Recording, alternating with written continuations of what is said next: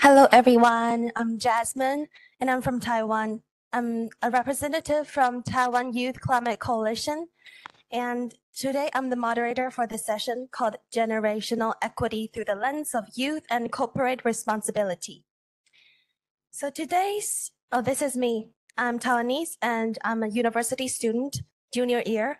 I was a sustainability club leader, and now I'm in Taiwan Youth Climate Coalition, which is the first environmental youth organization in Taiwan, established in 2012. And its aim is to provide a platform for youth in Taiwan to diffuse knowledge, find partners, and make changes. Our project range from international cooperation and to climate negotiations to local action. And we're very thankful for Taiwan Climate Partnership to provide this pavilion for us to hold this event. Taiwan Climate Partnership was founded by 8 leading tech companies in Taiwan. I don't know if you have heard of TSMC, which is a Taiwanese chip company, and one of other 8 leading tech companies are ASUS, Acer, Delta Electronics, etc. And their coalition is to aim to advocate for reducing carbon emission and reach net zero goal within these high-tech companies. So we're very thankful for our Taiwan Climate Partnership. And if you want to follow Taiwan Youth Climate Coalition, you can follow our Instagram or Facebook page. So what does it mean to achieve intergenerational equity?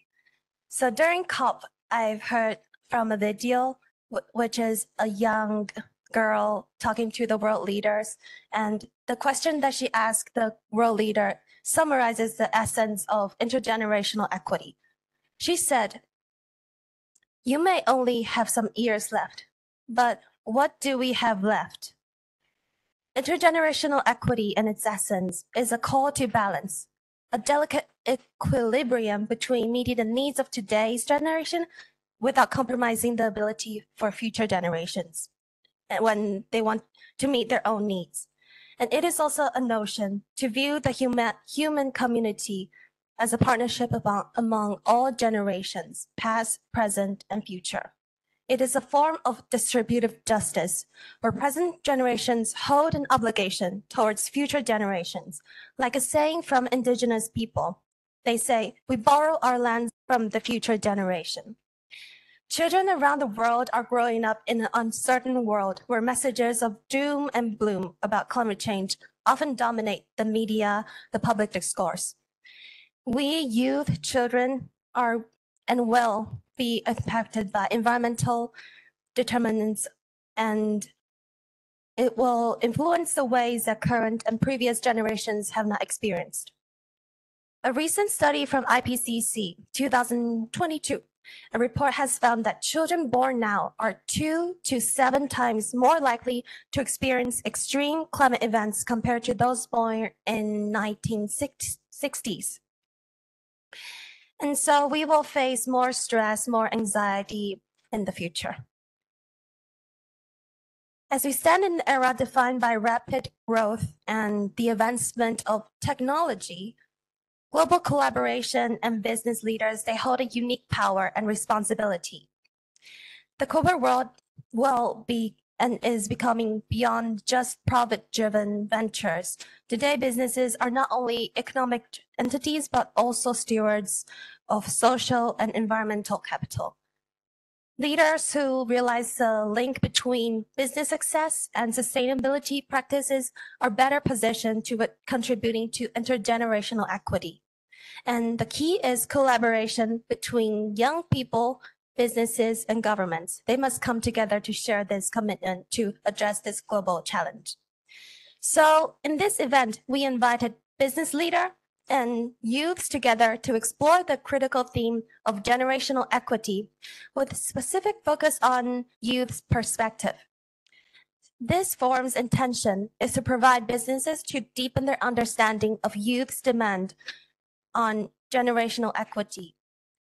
So we invited 3 speakers from different perspectives, different backgrounds to share their point of view of how world leaders, business leaders can become good ancestors. We also invited the CEO of Taiwan Climate Partnership to give us some concrete examples of how business and corporations can help to support youth in achieving this transition towards greener system. So without further ado, I'd like to invite the first speaker called Yun-Fang. She volunteers in Taiwan Youth Climate Coalition as well. And she is also currently employed at Green Citizens Action Alliance, NGO, where her primary role involves working on local government net zero policy. And she is also have been part of Taiwan Youth Climate Coalition for some time in advocacy department. And now she's here at one of the COP28. Hi, Delegate. With her experiences in grassroots climate action advocacy in Taiwan, she'll share her insights and personal observations on Taiwan's business, internal and external responsibility towards youth. So let's welcome Yun-Fang. Yay.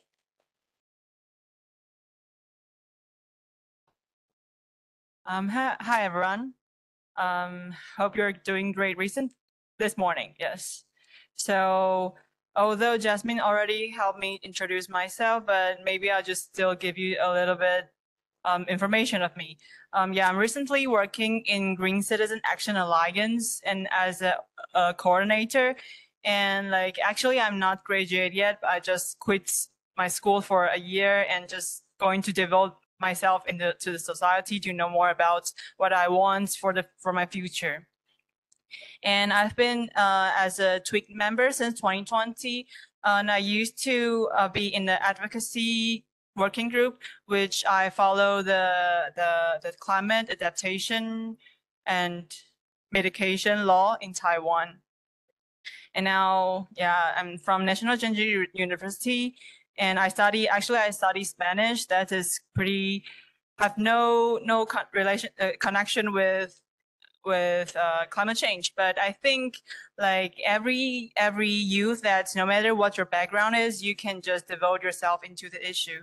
And now, like, I'm COPE, so I joined Yango, and I'm in the Just Transition working group now. So the thing that I'm going to share about is about the business's responsibilities towards youth. And I want to talk about it in internal and external way. Before that, I want to share you an assessment. It's called Just Transition Assessment. That's they assess those companies that's how they are working with their employees to make their internal just transition well. So according to this assessment, they have 6 indicators. First one is, does it have the social dialogue and stakeholders engagement during their just transition pathway? And the second, do they really have their just transition planning? And the third one is about like they have to create and provide support access to green and decent jobs. And the fourth one is about retaining and upskilling workers. And the fourth is about social protection and social impact management. Like you know that every company it's surrounded by a neighborhood. So there might be if the company is going to do some transition, the neighborhood might be in fact yes. And then it's the 6th one is advocacy for policy and regulation on greens and decent job creations, and also employee retention, education and reskilling, and social protection supporting a just transition. So now I'm going to talk about because before this assessment is in a very general way. So what is my perspective as a youth? For me, the most important is the company has to have the just transition planning, and this just transition planning it must be like transparent. The employees have to know what's this company is going to plan. Like there's used to be a workshop a few months ago in Taiwan. That's the workshop. We invite a lot of employees and also trade union to this workshop and ask about, do they know their company's just transition planning? but most of them, they just don't know what's their company going to be. And in this condition, the employees, they won't know what abilities or capacity they have to build during this transition. And next one is about capacity building. The capacity building for me, it's not only about skills for the company, it's more about, there's also about like the concept of why this company is going to have a transition. Because like no one likes to change. They have to know why the world is changing and why this company is going to change. And after this kind of capacity building, they know why this companies they will become support for this company after they know about the stories of it. And also like we're facing a lot of conflict during the whole country, whole society transition. That's also because people don't know why are we changing. They don't know why how serious is the climate change. Yes, and after the capacity building, it's going to be the engagements of the workers will be higher, and it's going to be more useful because they know why are they doing. They might have new thoughts about it, especially for youth. Like for example, in the Yango global youth statements, they also written about like we cannot we should take the Latin of youth like seriously, because we are youth and the angle that we see the world is different from the older people. Yes, so I think it's very important. And I want to use the example in Taiwan, that's how the workers are actually facing the transition. So according to the 2021 the carbon dioxide emission in energy sector, there's actually energy industry for 71% and the manufacturers for 13%. And when you look at the energy using industry, there's actually fossil fuel that, I don't know if you know about the Formosa plastic. Yeah.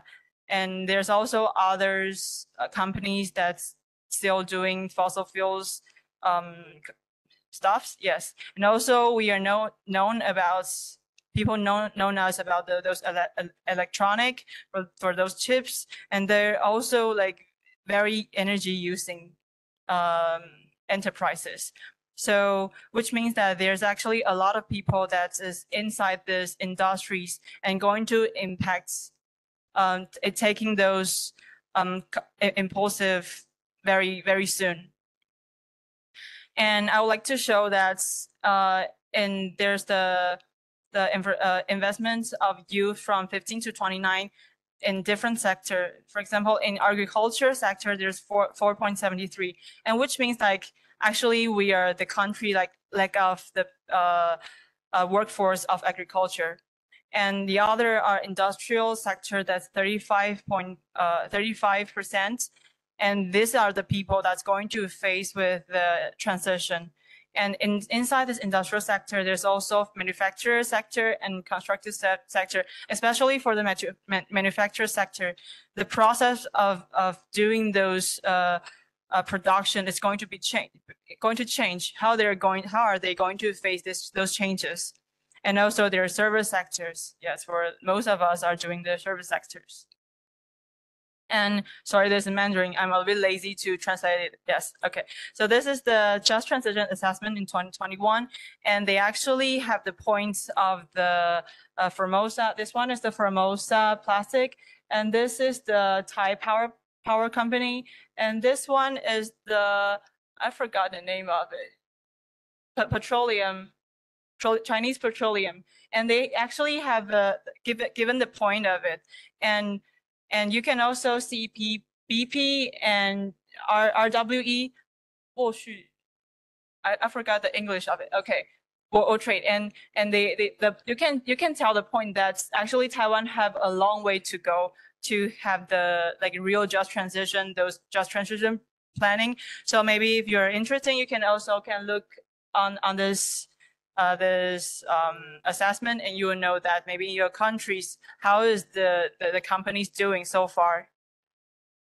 So this is the part of my internal responsibilities. And the next is about external responsibilities. That's like in Taiwan, mostly like every companies, we talk about ESG, environmental, social, and governments. And the part that have the most connection with us, with youth, is the social parts. That's those companies want to find youth and do have some collaboration with youth. And there are some ways methods that I come up with. Like there are some companies, they will hold competitions for youth to make, like, it's a way to do the capacity buildings, and also grants for youth actions. For example, the clubs of Green Earth in the Jasmine, the one that Jasmine was in, they sometimes the companies will come and they say, okay, I'll give you money and you will do, like, there will be the company's name on these activities. Yes. And other is about forums and having dialogues with the youth and to know about what really youth wants, perhaps. And for this external responsibility, for in my opinion, is a good way. But I think there's one thing that the company have to prevent from. Is the things that you have to prevent from youth wash. Oh shit. There's washing. That's washing. Sorry. Okay, typing mistake. Is prevent from youth washing.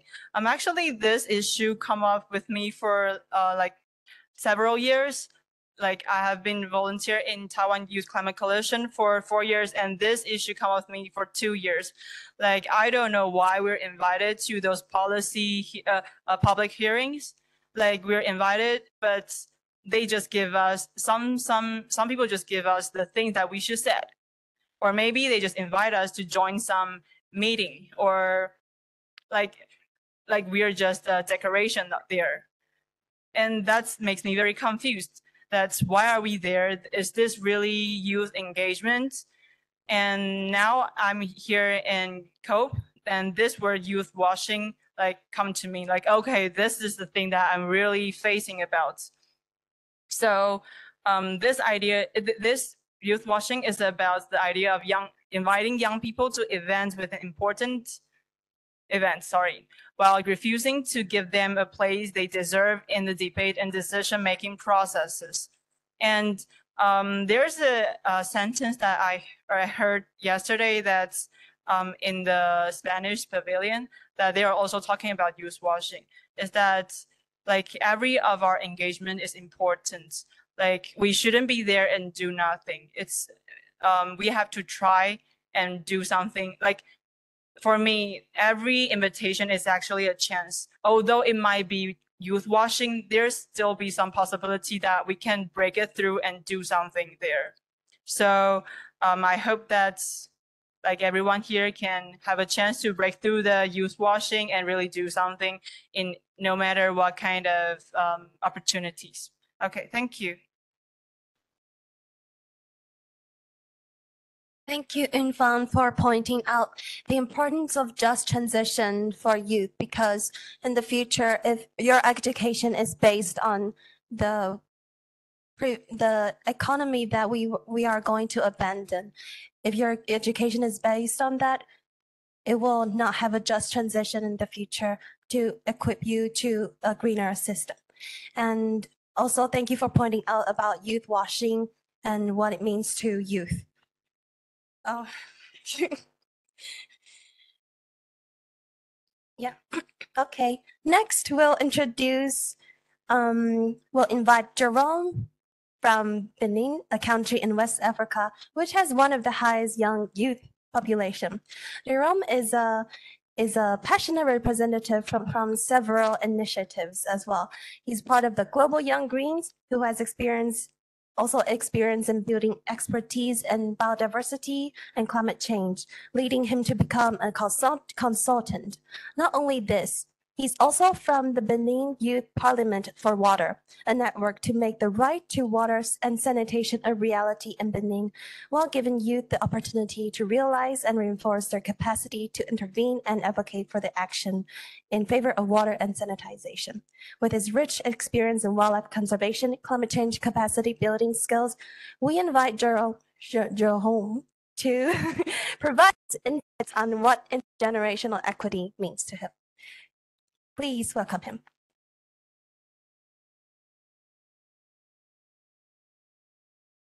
Sure.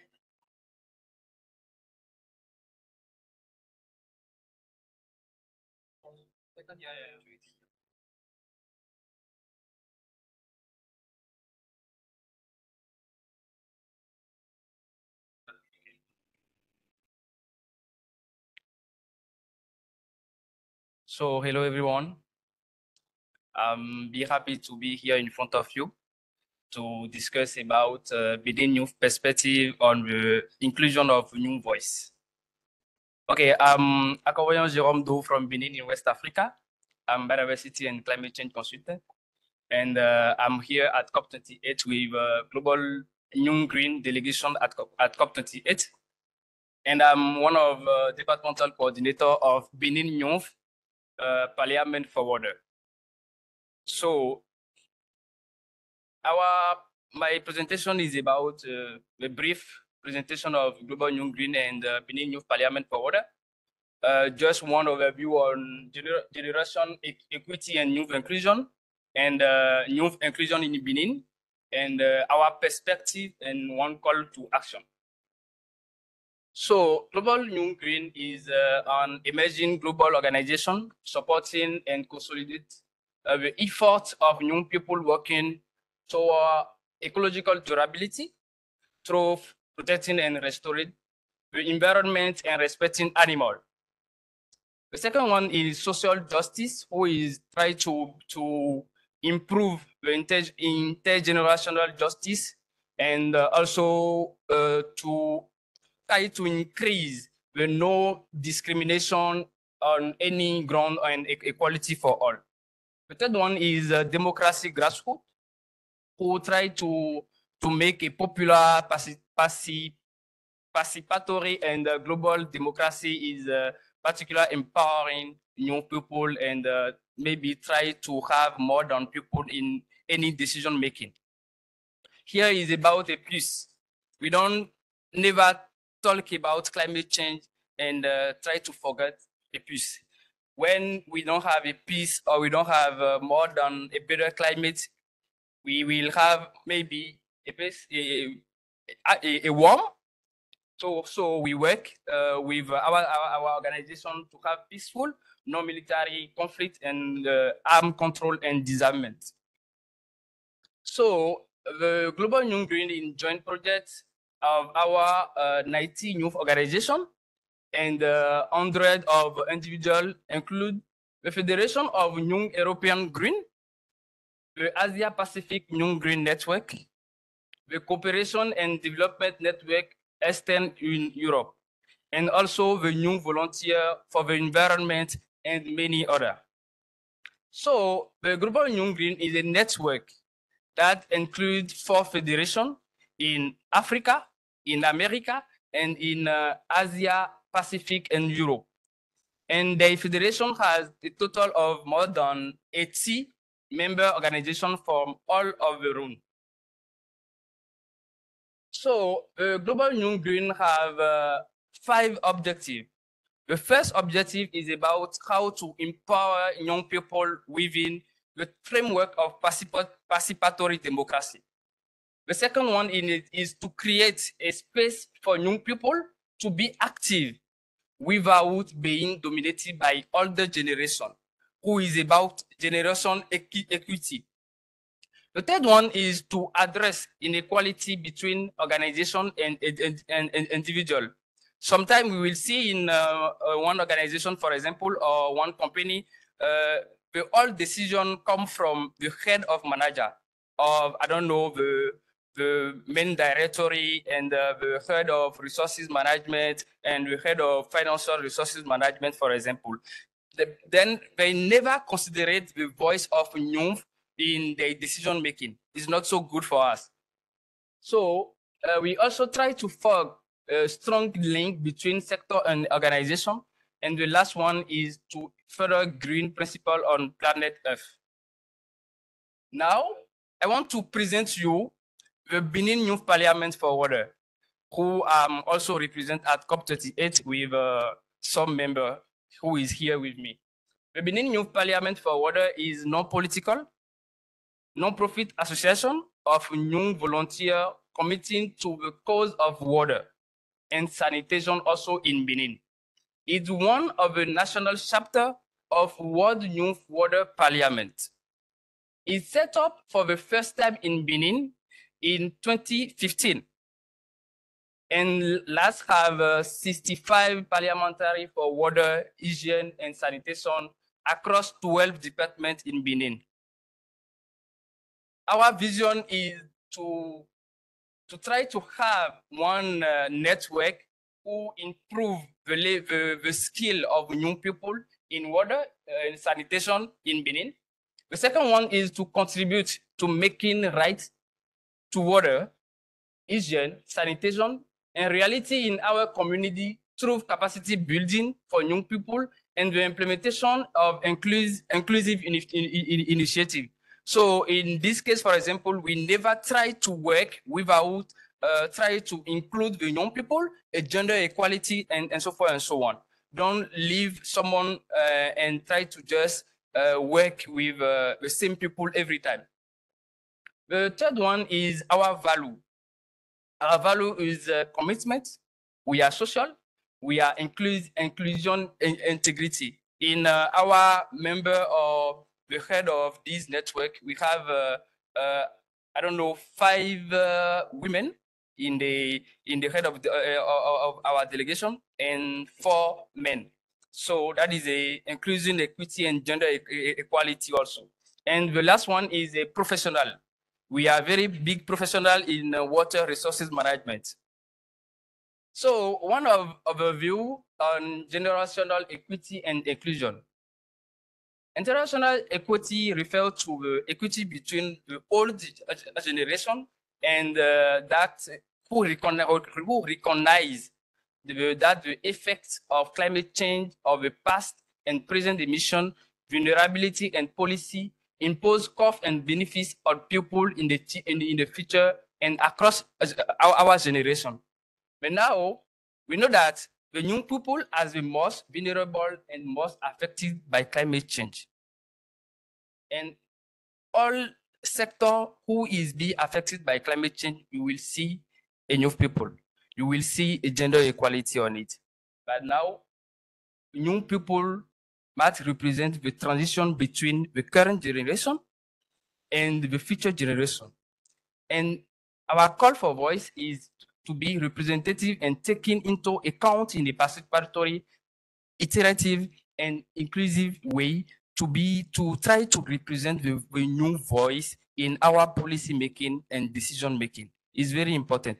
And the Paris Agreement also recognizes this and refer to action for climate empowerment.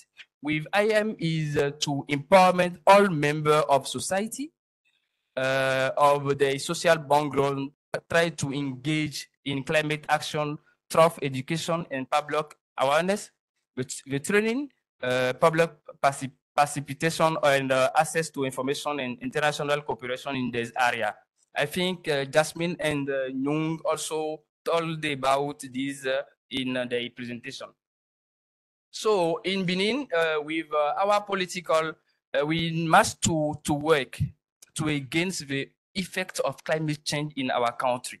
We have 8 sectors, or I don't know, 8 fields who will be very big affected by climate change, like energy, water, agricultural, forestry, health, and so forth and so on. And now, what's the Benin government doing to against climate change? They try, first of all, to try to have a policy about each issue, but they have many big policy.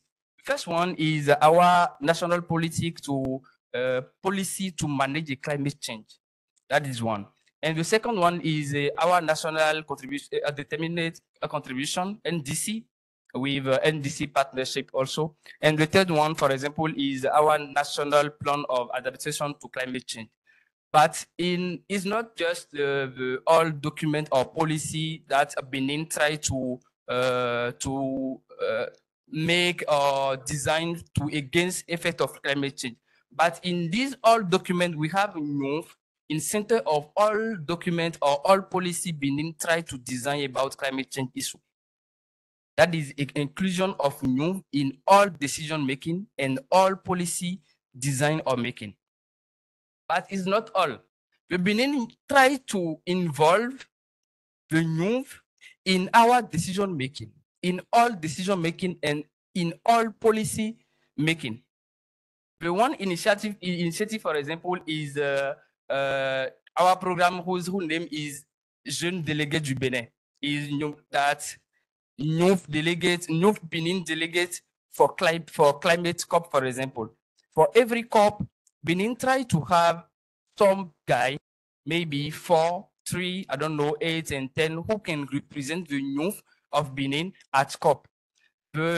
We are now our second edition, and the first edition is like this guy, for example, who is here.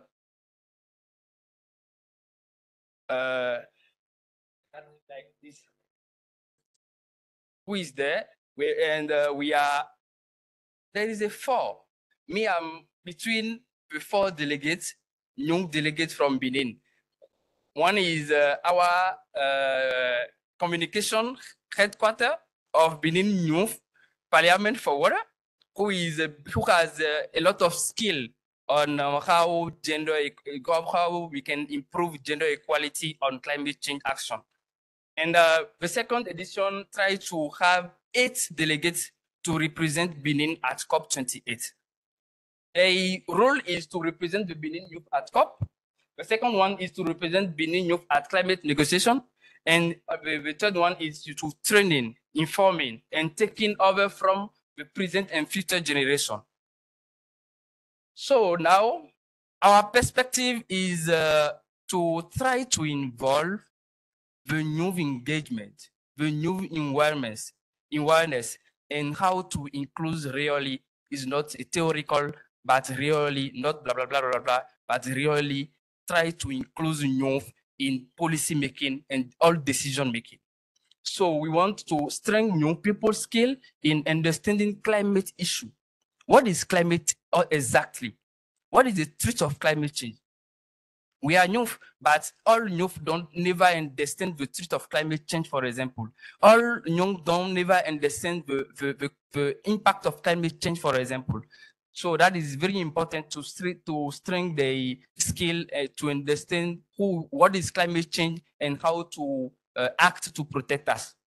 The second one is to try to include young people in the collection and availability of data or information for the development of policy and strategical documents. The third one is to strengthen young people capacity to draw policy and contribute to climate change decision making. The fourth one is include environmental and climate change education in our primary school education to try to change the mindset, to change the behavior of young people when they have maybe is not big but is a very kind or try to understand directly what is climate change, what is our environment, and how to protect it. The last one is actively involve young people in climate negotiation with maybe example of a Benin youth delegate at COP, for example. That is a very big example to involve the young people in climate negotiation.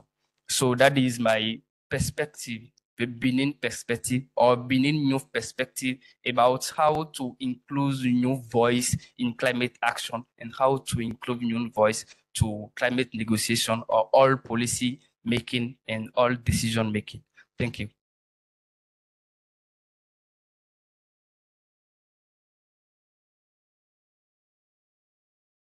Thank you, Jérôme, for sharing about your experiences on the organizations you're in and how the organization and your country contribute to including more youth voices in their policy making processes and the importance of capacity building and being aware of how climate change will affect your future on youth. And next, we'll introduce Angela Liang, who is a friend we met from Young Go Just Transition Working Group. My impression on her is that she is a very strong woman who emphasizes science-based perspective. And as a PhD candidate specializing in Earth system science, which delves into the quantifying the impact of sea levels, Angela also has a passion for science diplomacy and evidence-based policy. She currently serves as a science and technology advisor at Open Dialogues International Foundation and showcasing her commitment to bridging the gap between science and global policy. So please welcome Angela, a youth leader shaping the future of climate science and advocacy.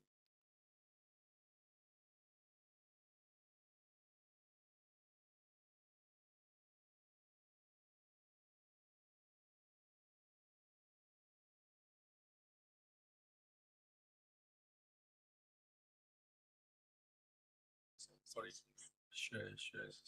wait a minute.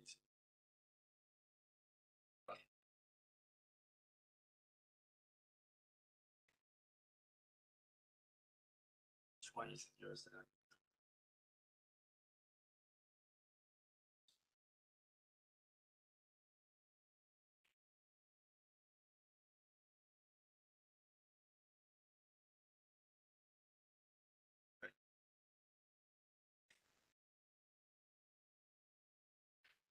It's too tall for me. Okay, hi everyone, my name is Angela. Today I'm going to talk about, so Jasmine already gave a very nice introduction about me. So I will not go over that, repeat that. I'm going to talk about the youth perspective on achieving intergenerational equity from more like a science perspective of myself, but also youth too. So I'm going to start with some pictures and then we can reflect on these pictures. So this is a fishing, I think it's a fishing competition from Florida, from Key West. And then this is a photo taken in 1957, so nearly 70 years ago. And then look at the size of the fish compared to the human over there. And I'm going to show you next photo. This is in 2007. Do you see the size of the fish? It's very different from human. Same location. So now we put these photos together and they can compare them.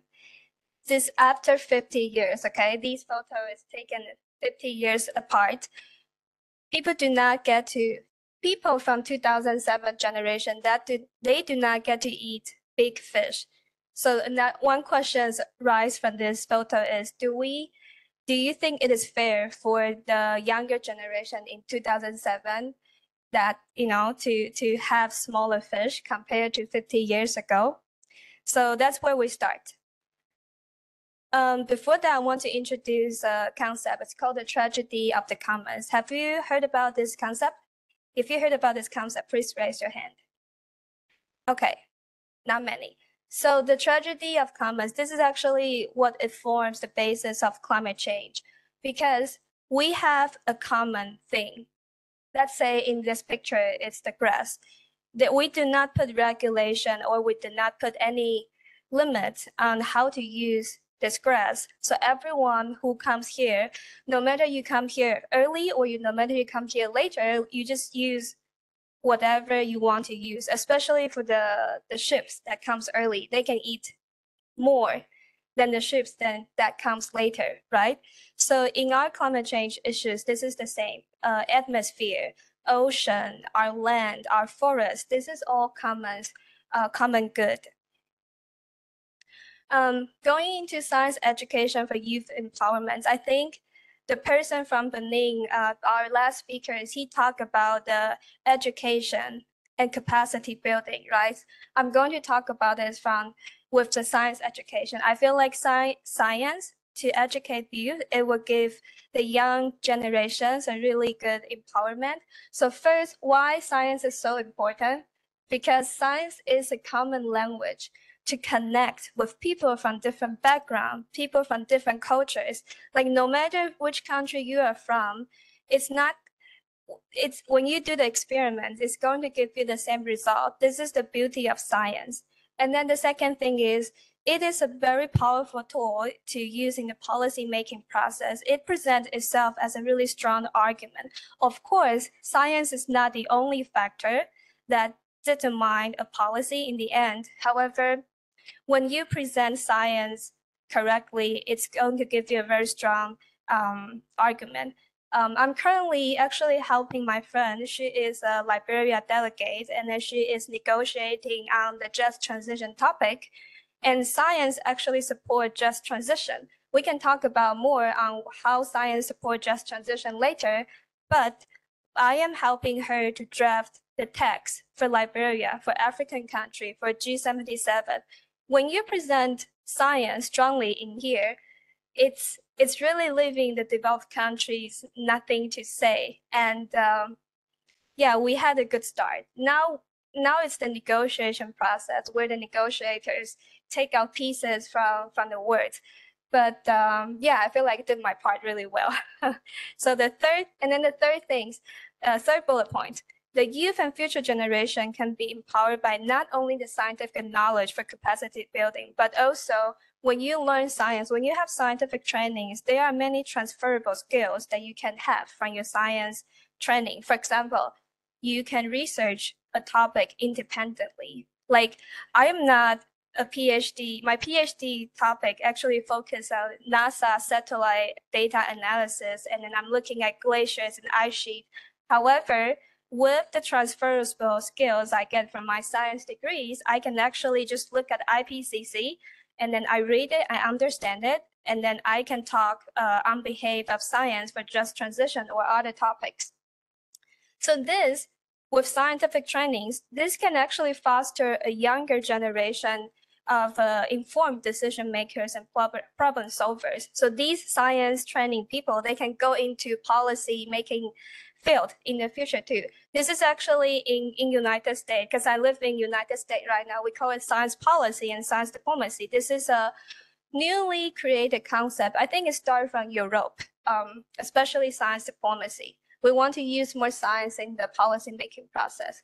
So lastly, this is just a little bit more about me. I have many degrees in science, and currently I am a science advisor for this NGO, and I'm a science policy scholar for the AAAS. It's the American Association for Advancement of Science. It's a really big scientific NGO in United States. They have really nice relations with all the governmental offices.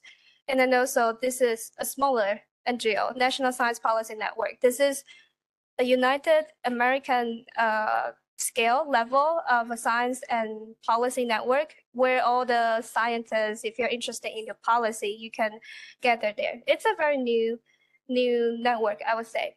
But again, what science equipped me, it's transferable skill. And then again, once you are familiar with the policy language, it is very easy, I shouldn't say easy, it's feasible to make strong universal argument with science. And you can be a science advisor or policymaker's future for yourself. And I gave you an example beforehand. It's about me helping the African group, the G77 draft text for just transition topic.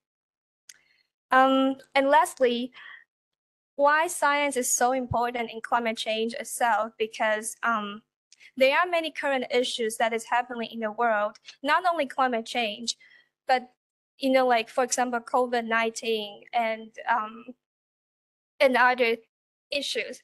These issues, they are very complex, and then they are transboundary. When I say transboundary, that means it is across the national border. So when the factor is complex and transboundary, there are more and more people that realize that actually science and statistics can be a very good tool to start to solve these problems. Okay, so now we go to intergenerational equality and just transition. So the first bullet point tells you it's I took it from Wiki. It's the intergenerational equality. What does that mean? My understanding is, in different generations, in the future, past, present, future, we have the right, we preserve the right to share, to deserve the same kind of resources. I have the right, like, remember the photo I showed you before? Those 2007 generation, they deserve to eat big fish compared to the people from 50 years ago. And then if you look at the right, these actually can go into more stuff. We talk about inequality and what is equality and what is equality and what is justice. This actually means a little bit different. If you look on the top right, that's inequality. Let's think about a tree as a system. And then the tree is banded, the system is banded. And then we have two people, two little cute guys, and then only one person get the apple. When we have equality, that means the system is still banded, but you give the two people the same amount of leather. But the person on the right-hand side still wasn't able to get the fruit. When we have equality, it means that you give customized help to that person. Remember the customized help that kind of reflect the common but differentiated responsibility, CBDR, in the Paris Agreement. So that means equality. When we have justice, that means we want to fix the system.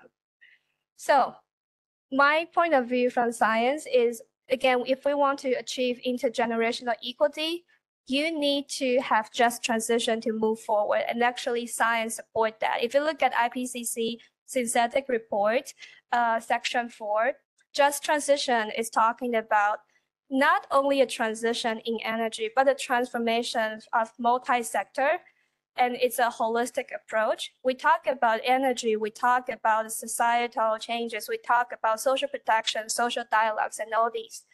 And most importantly, just transition means you have to do mitigation and adaptation at the same time. If you don't do it at the same time, this is not going to be effective.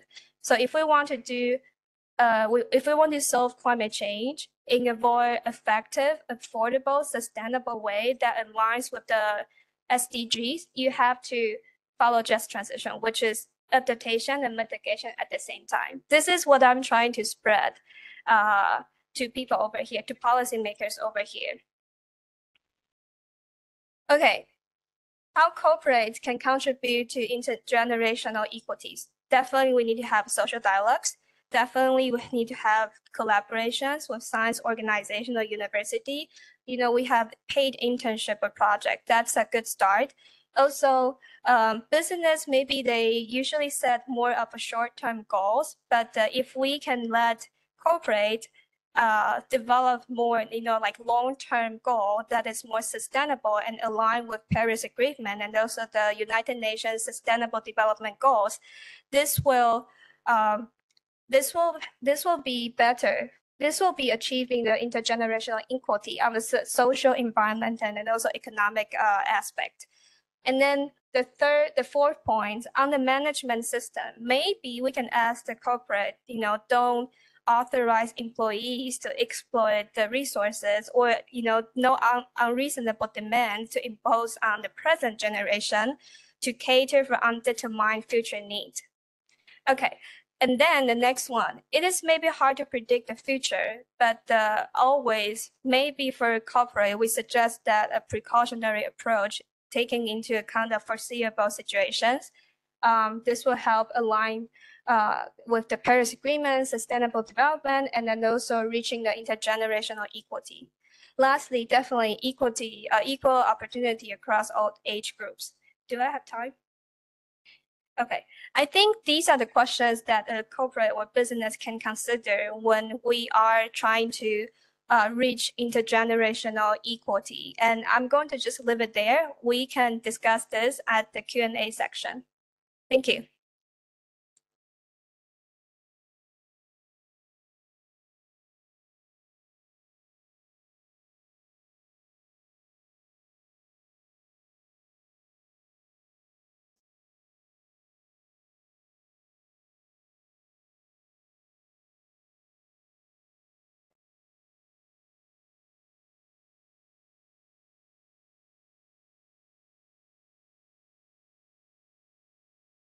Thank you, Angela, for pointing out the importance of science education and youth empowerment, and also emphasizing again the importance of just transition and clarifying the concept of equality, equity, and justice.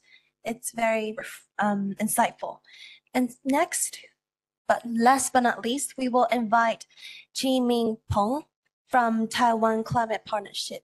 He is the CEO or Secretary General of Taiwan Climate Partnership, from which is the 8 leading tech companies, the collaboration between 8 leading companies in Taiwan to form this collaboration. And he has been a Secretary General since 2021. He is not only the Secretary General, but he's also a college professor, weather presenter, host, and Taiwan or International Open Data Disaster Prevention Promoter. And he is dedicated in promoting weather, climate change, environmental prevention, open data, and related topics. So we'll invite ChiMing Peng to provide some examples of how business leaders can do to support young generation in climate change. Thank you, moderator, and welcome all of you behalf of the TCP. It's our first pavilion. Not mature, not very wonderful, but we are step by step to go this, and it's not easy. It's not easy. Not only the money, but also there were lots of difficulties. And I will talk about issues. Let me introduce myself. Data background.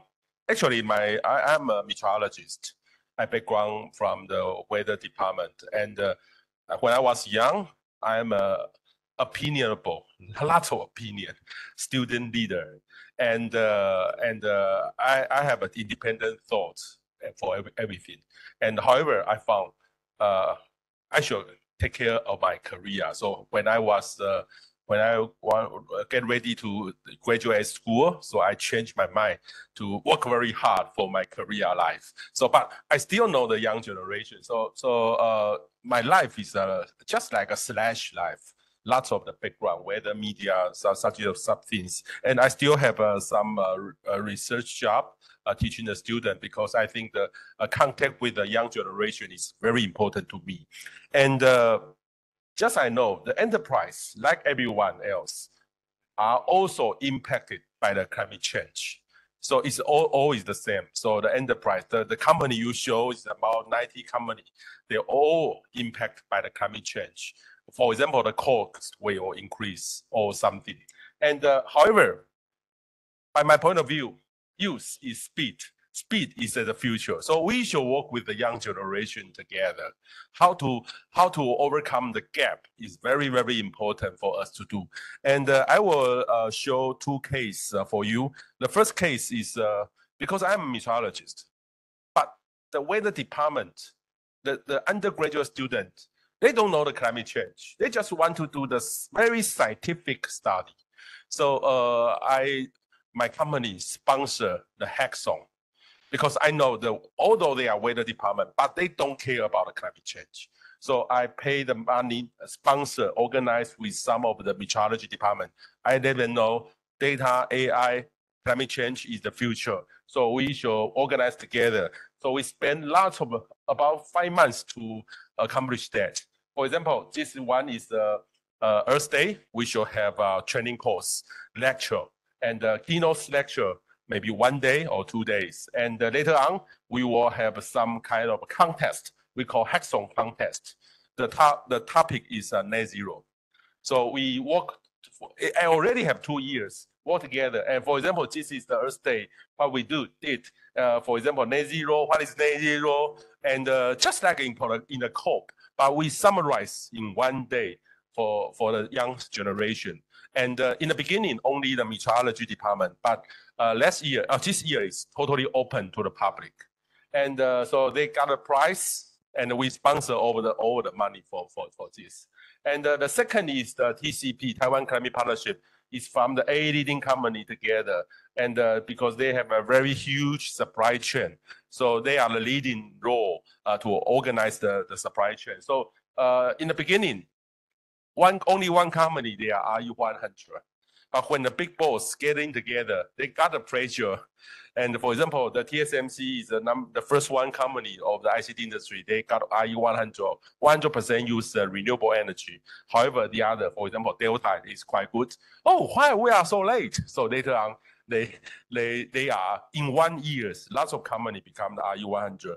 And what we did, the most important thing related to the young generation is the Taiwan Climate Institute.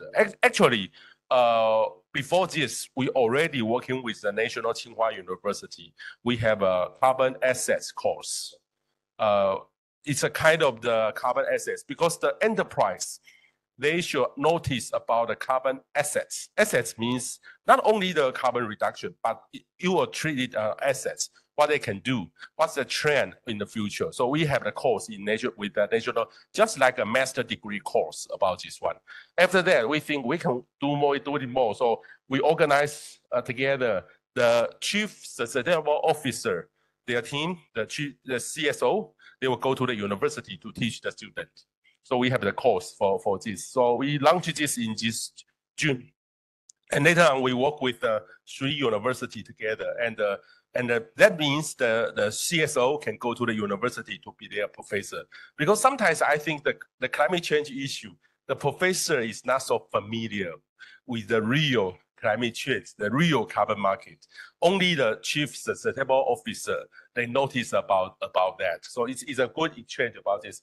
We also work with the Taiwan AI school, academic school. And that school is not a real school. It's just like a voluntarily organized to teach everybody know the AI to be the programmer. So already trained about 10,000 AI students. If you can know the AI, you can have a high pay, something about this. So we work with them. That's why we say green plus cross digital. So our theme of this pavilion is a green and a digital. That's why we have this. So this year, because we focus not only the carbon reduction, sometimes we'll say if you do not have a real goal, it will be a kind of greenwashing. So our job is to avoid the greenwashing.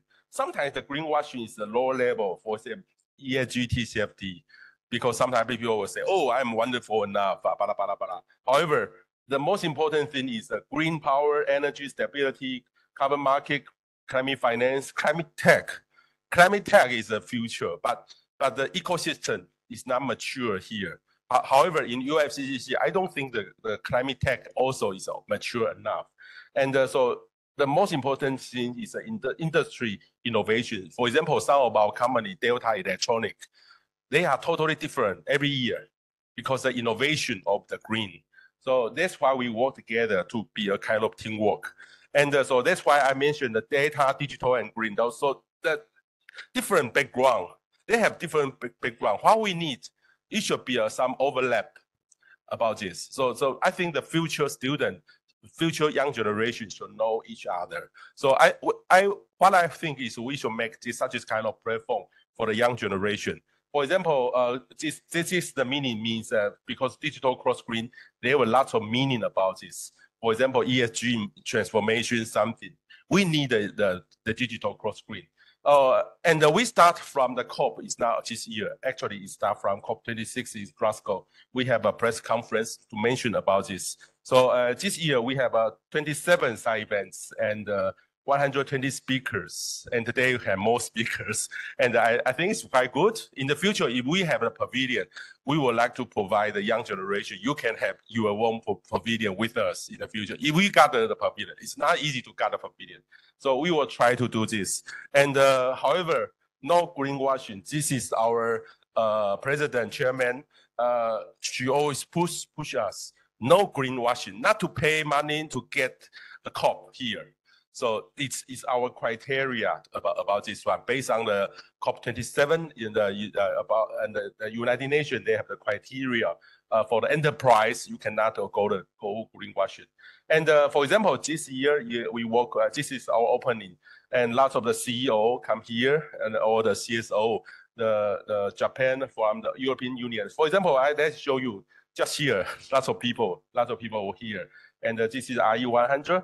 and we stand together. And from Microsoft and also the JCLP, the ladies from the Japan Climate Leader Partnership, is almost the same with us. So, and then also the right one is the EGDC. EGDC, a European Green Digital Coalition. So Asia, we have Taiwan, Japan, and also Europe. We will combine together probably next year. We want to do more. For example, our TCP is only the ICT industry, but the JCLP cover lots of industry.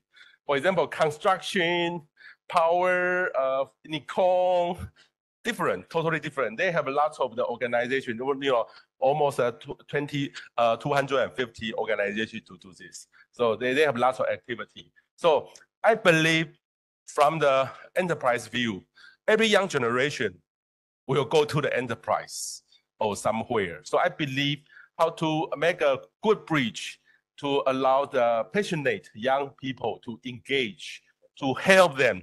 The career development is very important. However, right now, I don't think it's good enough. For example, our enterprise want to provide the intern or any kind of job, part-time job to you. But however, it's not so easy to make a kind of bridge. So what I think is creating an ecosystem rather than a single event.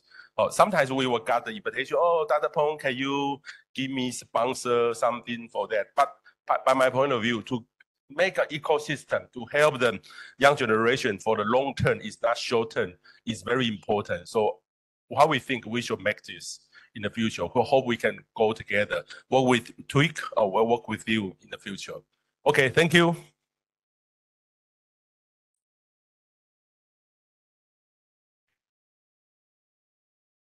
Thank you, ChiMing Peng, for giving us an insightful presentation on your point of view and some concrete examples of how cooperation can include young people's voices. And now we'll go into a Q&A session, and I would like to ask the speakers to go on the front of the seats. So here is.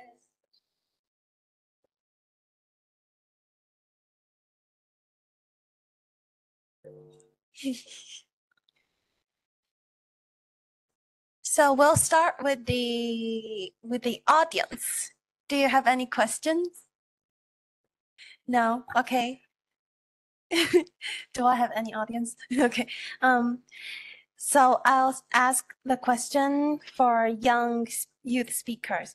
As a young advocate, how do you envision the future of the relationship between business leaders or policymakers and the younger generation in driving sustainable and impactful climate solution? So imagine a future where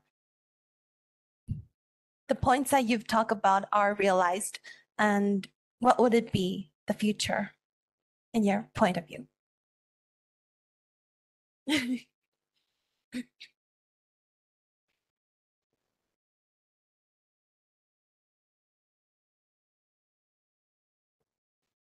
Okay, thank you. I think my vision about next generation and leader and youth, I think I maybe imagine the future that we don't make a difference between a leader and the youth, right? We considerate youth in any decision making or any policy making or any policy design. When we must to take one decision, for example, not just the CEO of his organization only who can take a decision about all people or about all youth in this organization. It's very important to try to hear the voice of each people who is been of this organization before taking action, for example. And about climate action, I think is very important to involve the youth engagement, to involve the young awareness, to train the youth about all components about climate change and climate issue. And that is my vision or my opinion about the future of youth. Thank you. Thank you. Angela. Okay, I can go next quickly. So I think for from what I'm seeing at the policy makers this world, I see in recent years we have more and more young negotiators going in and then representing countries and then negotiate on behalf of that countries. For example, my friend negotiate. She's only 22 years old, and I met another person who is also 22 years old. It's just there's a lot of young negotiators in recent years. And then the second thing is I think for negotiation process, we can certainly incorporate youth voices. For example, young girl, we need to, like on the just transition topic, for example, we have negotiations that is open for observers to speak, to intervene. So I think that's a good sign to start. Thank you.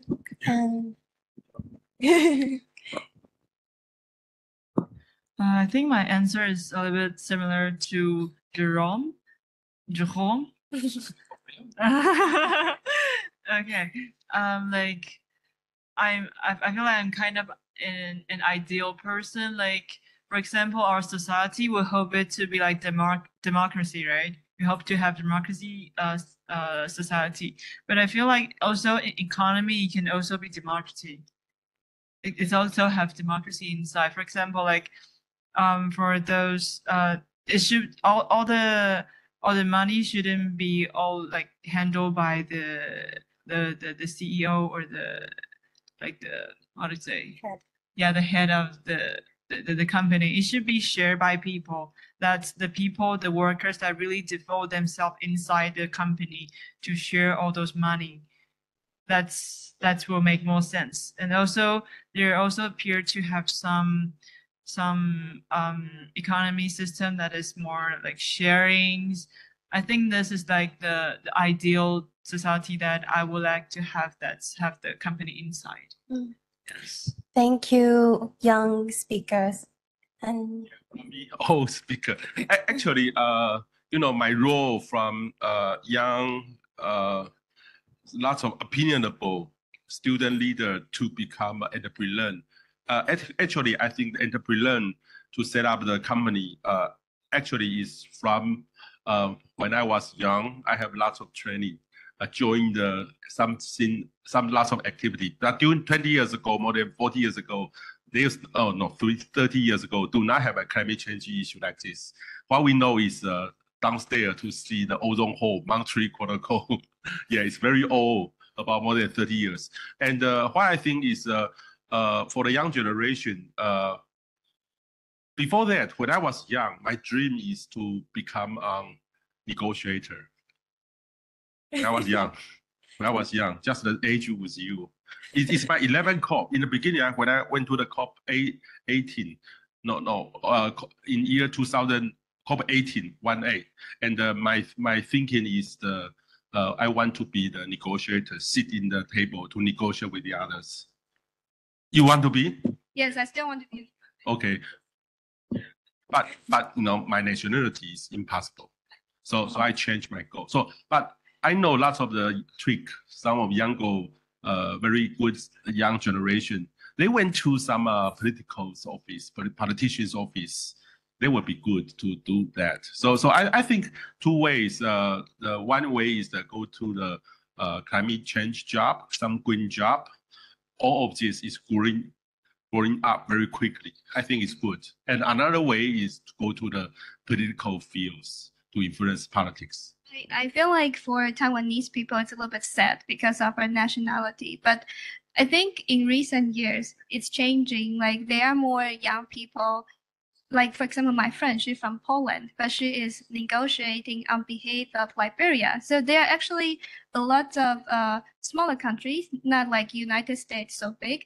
They don't have enough man capacity. So if you like, you're so credential, you have a lot of credential, you can talk to like different countries and then ask them whether they can give you a party badge, and then you can help them.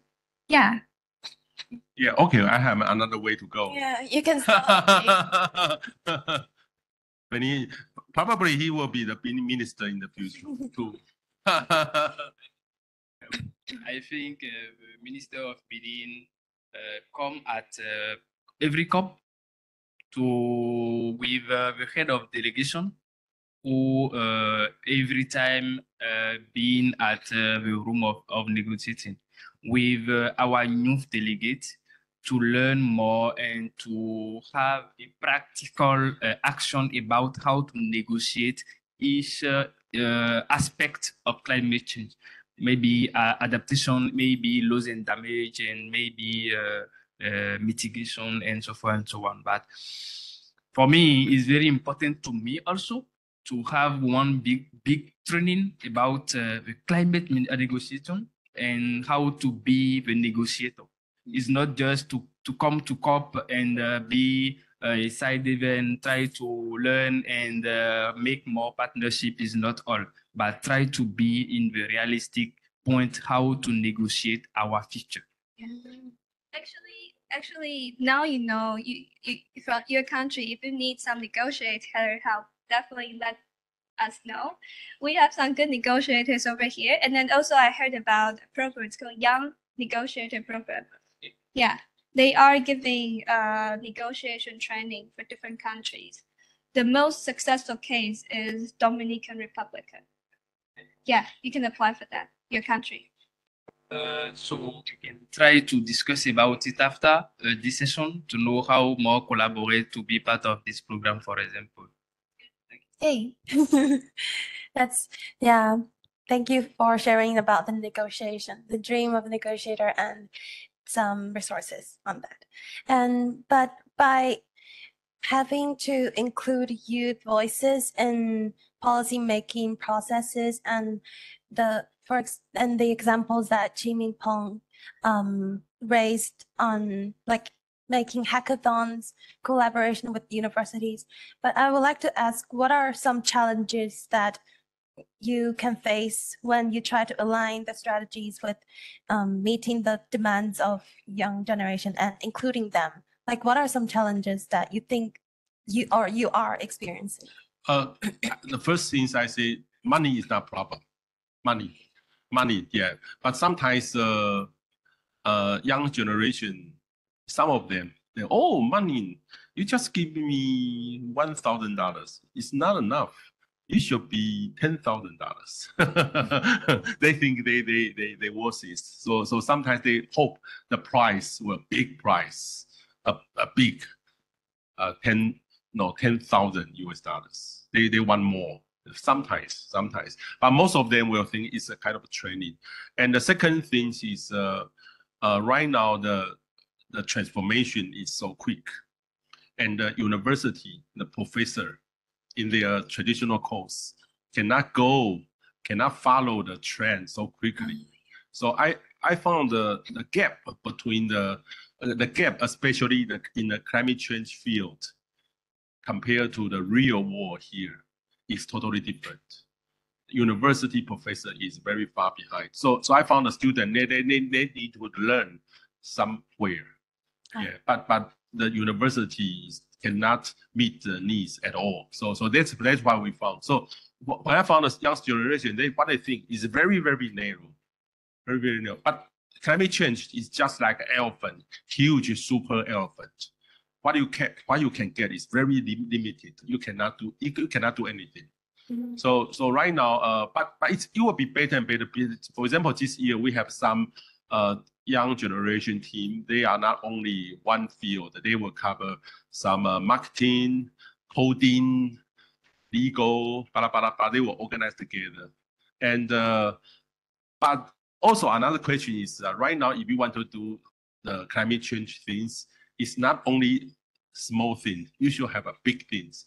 So the gap will be very huge until now. So that's the challenge, because every year the climate change things always changeable. So most of them they cannot cover. So from the university is not good enough, and from the society change so quickly. So what I found, we also thinking, what's the topic we should choose? We go back to the technical competition training, or go to the negotiation level. So we cannot convert it until now. So probably next year we can work with the TWYCC to give us some idea about that. Maybe you organize that for us, because my companies, my colleagues, they are not professional they do not have enough time to have a hackathon. Probably you can do this in the future. Yeah, and I think this challenge can be an opportunity for youth to help to be included into like helping cooperation, because this is climate change issue is too broad and too fast, unexpected. So we need to include youth, and youth can help. And maybe another solution might be like to have more international collaboration, maybe with Benin, with Taiwan, with other countries, so that we can share the resources on climate change education. Yeah. Are there any other points that youth speakers would like to raise, that the challenges that businesses might face, or when wanting to include youth voices? Okay, then are there any other questions from the audience? Okay, no? Then let's, okay. I have a question for Dr. ChiMing. Like there's sometimes like there's a voice called the degrowth or beyond growth that start to happen in the society, that we shouldn't like chase after the GDP. We shouldn't chase like there's to accumulate as many as the profits as we can, because like there's never ended. And like as long as there's more production, there's going to be more suffering for the nature and all those resources. So like, do you think it's possible that the companies start to accept this idea of degrowth or beyond growth? Yes. There were two parts. One is for the government point of view. I work with some very thoughtful people, and we suggest in the future we should have a green growth, green GDP.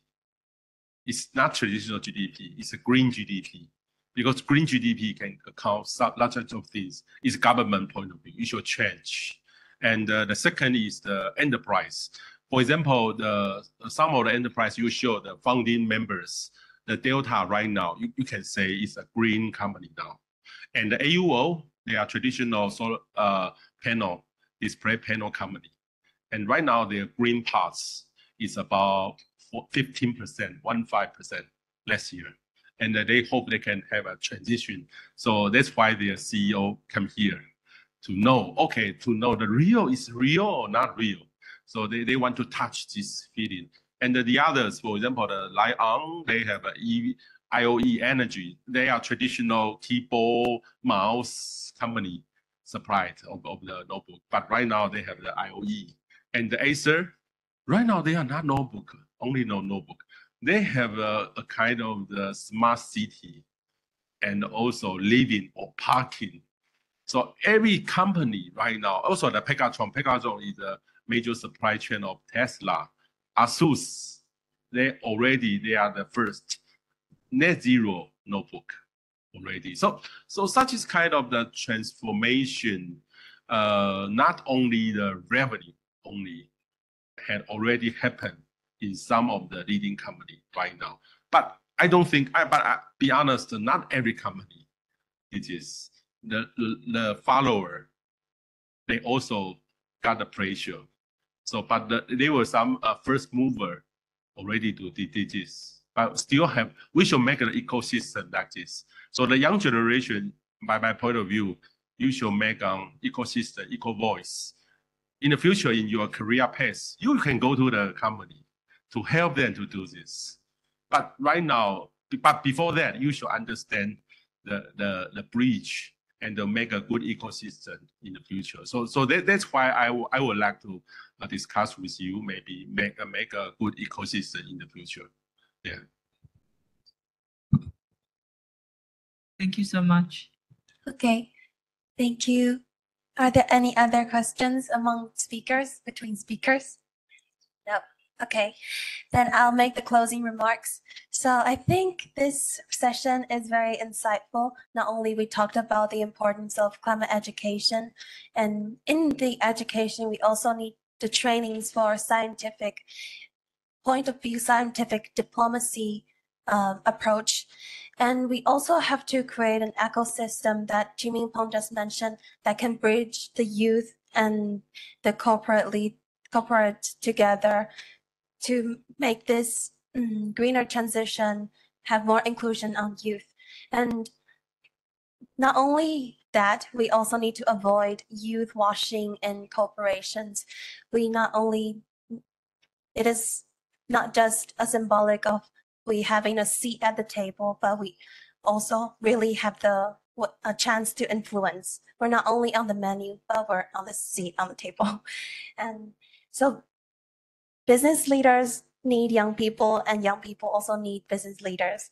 So this is the session for generational equity through youth lens and corporate responsibility. Thank you all for attending. Thank you.